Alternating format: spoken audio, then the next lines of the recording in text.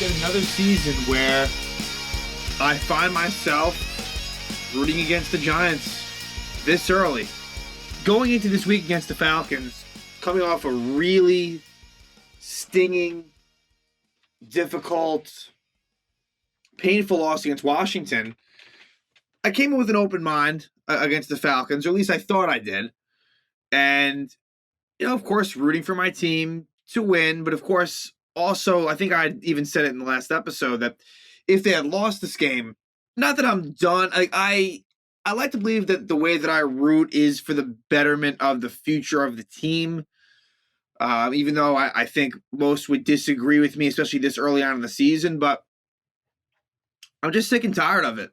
And so by the end of this game, I was rooting for the Giants to lose. And even when the Giants were up, it's just this was a game between two teams that are no good. I mean, the Atlanta Falcons over the past few years and just really a lot in general. I mean, I know Matt Ryan has definitely had some success in his career, but Matt Ryan is, nowhere near what he was when he even was, a good quarterback. But the Giants are just, it's what else can you really say at this point? It's the same shit pretty much every year. And so they got what they deserved. And they basically, the last 2 weeks were games that they could have absolutely won. And some might even say should have won, but they don't have that winning mentality. You kind of know that they'll find a way to lose. And if you're going to be losing games to a Washington team that got beat up against Buffalo this week, completely, and then Atlanta at home, how many games are you actually going to win? What games will you win? So I would be surprised the Giants are a factor. Again, the NFC East being what it is always going to keep you relevant. And if it continues to stay poor, sure, that'll keep you around. But this is just, it's reached the point of just pure ridiculousness. Eli Manning was honored at halftime, and John Mara, I guess, had a speech, whatever, and the fans booed the shit out of him, and good. John Mara, I mean, Wellington must be rolling in his fucking grave because John Mara's done an absolutely awful job. Again, the last decade has been just complete. It's just been losing all around. The Giants are a losing football team. That's what they are. They are a losing football team. And in the NFL, it's very obvious to tell. Obviously, things change over time, but who has got that sort of winning attitude and who doesn't? And the Giants, it's an offense that plays not to lose, and it's a defense that chokes any chance it gets. If the offense does do something, you'll be sure the defense will fuck up immediately. And there was tons of penalties, and we know how much of a joke Dave Gettleman is, okay? We know how bad he is as a general manager, and believe me, it should have happened already, but he will be gone. Dave Gettleman will be gone, barring something unforeseen. He will no longer have a job. He will not have the title of general manager, or whatever the fuck he is. But here's the other thing. Joe Judge, who I was a very, very big supporter of, and I think most Giants fans were last season. It felt like it was a step in the right direction. He was a big part of that, and everything that he was preaching. And I got to say, the first 3 games have been a bad look for Joe Judge, any which way you want to look at it. And unfortunately for him, with him being under Dave Gettleman, the hot seat is hotter than it should be because of that. So like a new GM, they might want to bring in their own head coach. And so fair or unfair, and I'd say the way I'm talking right now is unfair that Joe Judge is, again, he's on that hot seat because of the fact that Gettleman's the GM.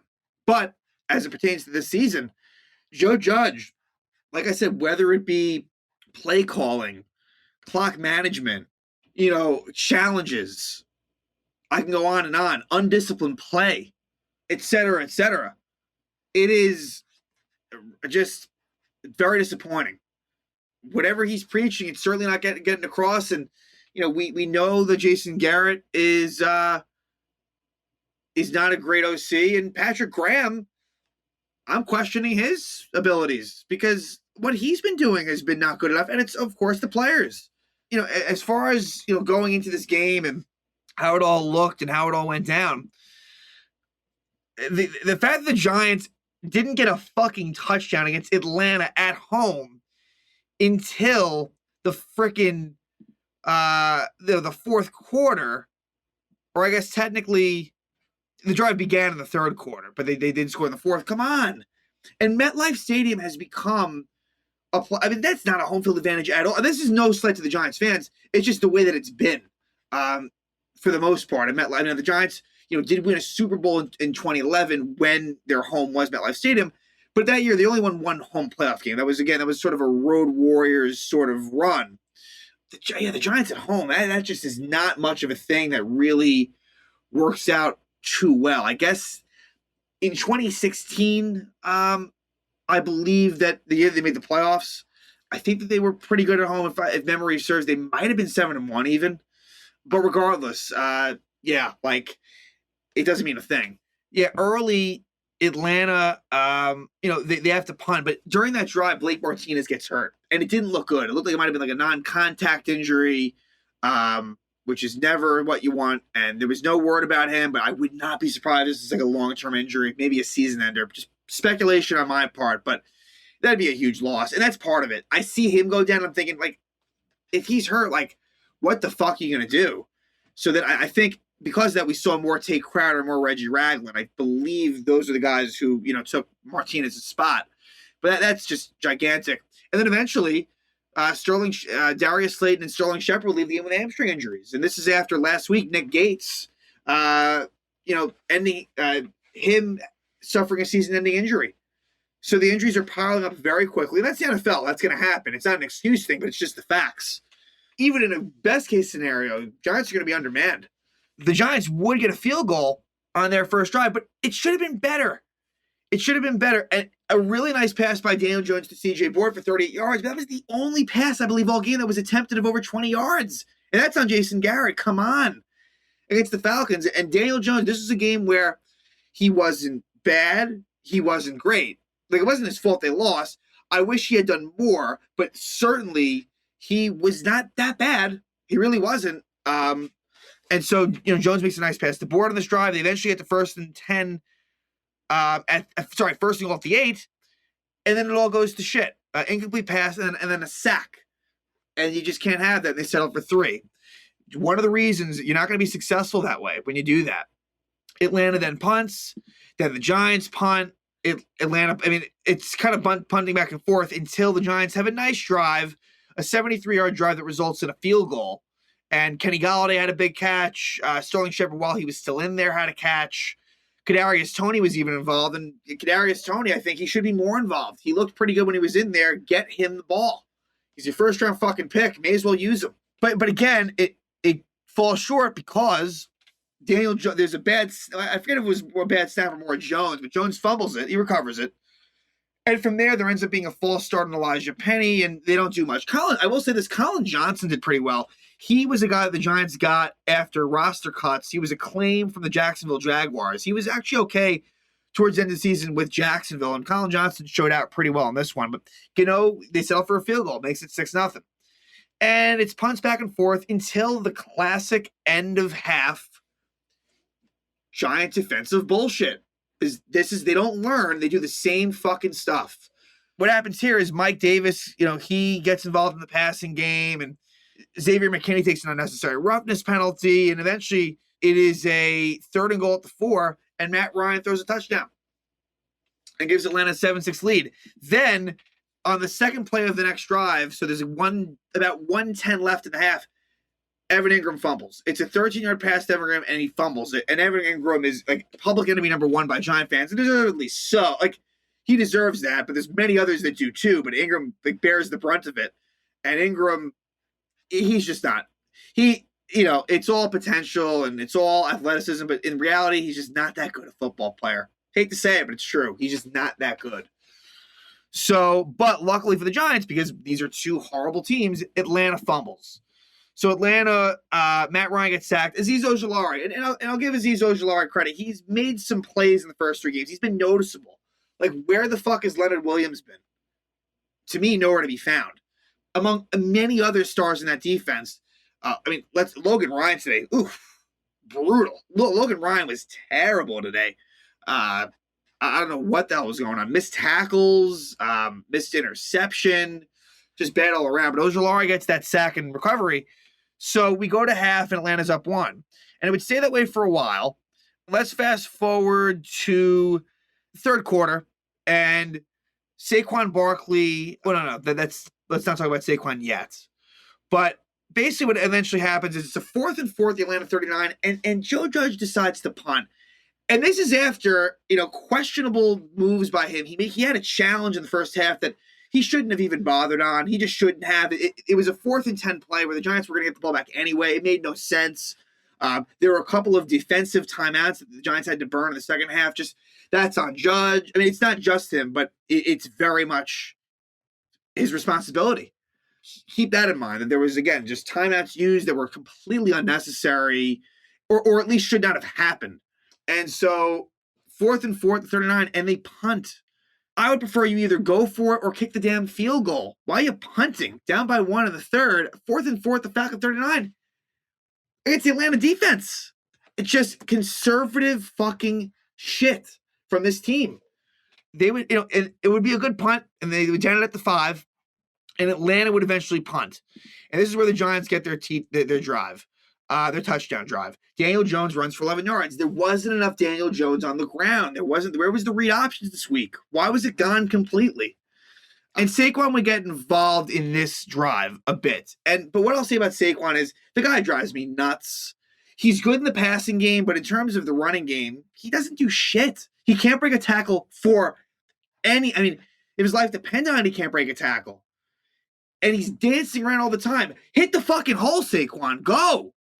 It's ridiculous. Like, you're trying to fucking find these 70-yard touchdowns. It's not going to happen. Just, again, just not that was not a smart draft pick. And to be honest, I would not pay him big money. I wouldn't. I would not bother. But, Golladay gets involved in this drive, and Galladay's banged up himself, and I'm already feeling like that signing is not headed in the right direction. But Golladay, he made some plays, and he would draw a defensive pass interference penalty. So eventually, first and goal at the 1, Saquon does score a touchdown, and then Daniel Jones gets a 2-point conversion on the ground. So the Giants have 14-7 at home against a weak Falcon team who chokes all over the place. What do? Well, they fucking give up a 15-play, 72-yard, 8-minute and 40-second touchdown drive to the Falcons, because that's what the Giants defense does. So, big plays, Kyle Pitts on a 3rd and 8 conversion at their own 30. Kyle Pitts, 10-yard catch. Then Cordero Patterson, 26-yard reception.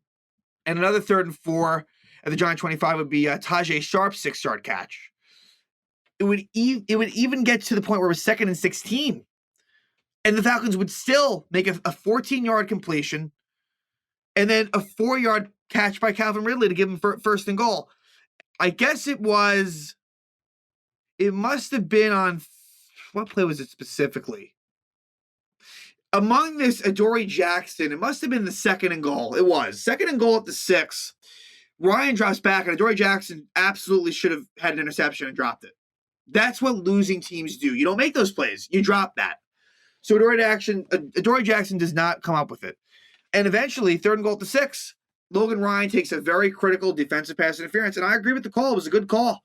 So what could have been 4th and goal, down by 7, becomes 1st and goal at the 1. And on 2nd down, Lee Smith touchdown reception. They tie the game up. So we're tied up at 14. There is 4 minutes to go. And the Giants would get a couple of first downs, but what would eventually happen was Daniel Jones would be sacked on 2nd down. They would lose 9 yards, and then, that would be basically it. So the Giants would punt it away, and a bad job by Riley Dixon. Punted at their own 50. Not their own, midfield. And it ends up being a touchback. And Atlanta would start at their 20, and that would be it. Atlanta would win the game. 150 left, and a key 28-yard pickup by Cordero Patterson to start the drive, and then a 25-yard completion for Matt Ryan and Kyle Pitts, and that set them up. And so as time expired, the Giants lost again. Younghoe Koo, 40-yard field goal, so the Giants lose on field goals at the end of games, back-to-back weeks. This is not a team that's going to win many games. And it is very sad that I am already at the point now where I would just prefer to see them lose next week against New Orleans. And I fully admit that that is ridiculous. That's just how I'm going about it. And I hope for change, and I've hoped for change, and it's a never-ending cycle of shit lately. So this is not going to guarantee anything, but I know this, that this current regime, headed by Dave Gettleman, is not going to lead the Giants to the promised land, and he needs to be out of town, and if losing is going to ensure that, then I'm all for it. I don't trust this team to do anything of major significance, and so we'll see what happens at New Orleans next week. I believe they'll be playing at the Superdome for the first time after they were hit hard, and New Orleans had to play a home game at Jacksonville in week 1, but I believe they'll be in New Orleans. And again, this Giant team just continues to be pitiful. There's no excuse. They are what they are, and we know what it is. They are a losing football team.